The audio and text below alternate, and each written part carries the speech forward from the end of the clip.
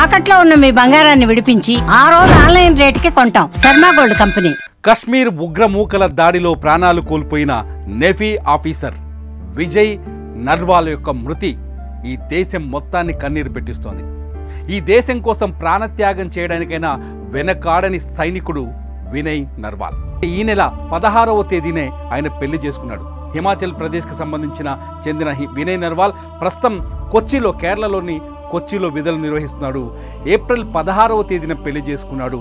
April 19వ తేదీన బంధువులందరికీ ఎంతో సంతోషంగా విందు ఇచ్చాడు. కానీ ఏప్రిల్ 23వ తేదీ ఆయన మరణ తేదీ అనే విషయాన్ని ఆయన గుర్తించలేకపోయాడు.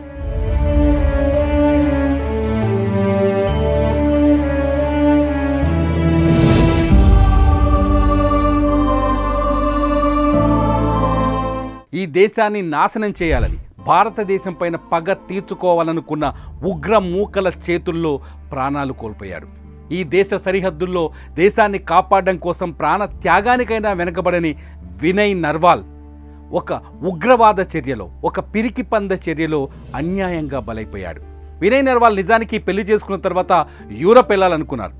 యూరప్లో ఆయన భార్య హిమాంశుతో కలిసి ఆయన హనీమూన్ ట్రిప్ ముగించుకోవాలనుకున్నారు. కానీ దురదృష్టం ఆయనకు వీసాల రూపంలో ఎదురైంది.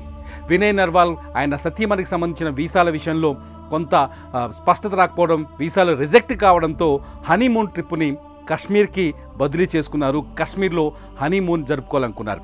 కానీ హనీమూన్ మొత్తం పూర్తయింది. నిజానికి వినయ్ నర్వాల్ ఈరోజు సాయంకాలానికి తిరిగి తన స్వస్థలానికి రావాలి. కానీ పరిస్థితులు పూర్తి భిన్నమైన పరిస్థితిని కల్పించాయి. వినయ్ నర్వాల్ తిరిగి వస్తుండగా, ఎక్కడైతే పహల్గామ్ దాడి జరిగిందో అక్కడ తిరిగి కొండపైకి వెళ్ళి తిరిగి వస్తున్న సమయంలో ఒక చోట ఆగి ఆయన భేల్పూరి తింటున్నాడు.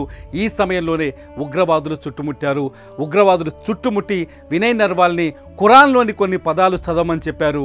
ఆయన అక్కడ కొంత కన్ఫ్యూజ్ అవ్వడంతోనే నువ్వు హిందువు కదా అంటూ ఆయన తలపైన తుపాకీ పెట్టి పాయింట్ బ్లాంక్లో కాల్చేశారు. వినయ్ నర్వాల్ భార్య హిమాంశు అక్కడే ఉన్నారు. ఆ దుర్మార్గాన్ని, ఉగ్రవాదులు చేస్తున్న దుర్మార్గాన్ని కళ్ళతో చూస్తున్నారు. అన్నా వదిలేయండి, నా భర్తను వదిలేయండి, పెళ్ళయి 6 రోజులవుతుందంటూ ఎంత బతిమాలినా ఆ దుర్మార్గుల గుండె కరగలేదు. వెళ్ళి నీ ప్రభుత్వం దగ్గర చెప్పుకో, వెళ్ళి మోదీ దగ్గర చెప్పుకో అంటూ ఎదురు మాట్లాడుతూ నర్వాల్ ప్రాణాన్ని బలి తీసుకున్నారు ఉగ్రమూకలు. ఇవాళ వినయ్ నర్వాల్ మృతదేహానికి అంత్యక్రియలో తుది వందనం పలుకుతోంది నేవీ. అక్కడికి వచ్చిన హిమాంశు ఆ రోజు జరిగిన సంఘటనను గుర్తు చేసుకుంటూ బోరున విలపిస్తుంటే ప్రతి భారతీయుడు గుండె రగిలిపోతుంది. కళ్ళల్లో ఒక రౌద్రం కనిపిస్తోంది. ఉగ్రవాదాన్ని కూకటి వేళ్లతో పెకిలించి వేయాలనే కోపం నరాల్లో మరిగిపోతుంది. వినయ్ నర్వాల్ భార్య హిమాంశు కేవలం 6 రోజులు మాత్రమే ఆమె వైవాహిక జీవితం. కేవలం ఏప్రిల్ 16 నుంచి 23 వరకు మాత్రమే వినయ్తో ఆమె జీవితం గడిచింది. ఈ 7వ రోజునే, 7 అడుగులు నడిచిన 7వ రోజునే భర్తకు శాశ్వత వీడుకోలు పలకాల్సిన పరిస్థితి ఏర్పడింది.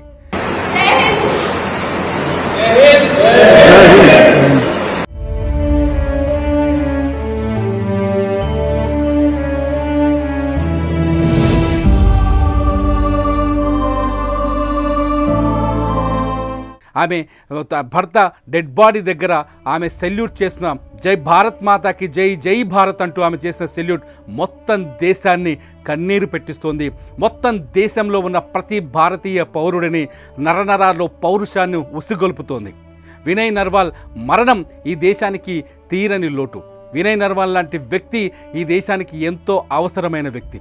పాకిస్తాన్ చెప్తోంది ఇవాళ మేము ఈ ఉగ్రచర్యకు బాధ్యత తీసుకోలేము, మాకు ఎటువంటి సంబంధం లేదు, ఉగ్రవాదులు చేసిన దుశ్చర్యను మేము ఖండిస్తున్నామంటూ దొంగ నాటకాలు ఆడుతోంది పాకిస్తాన్.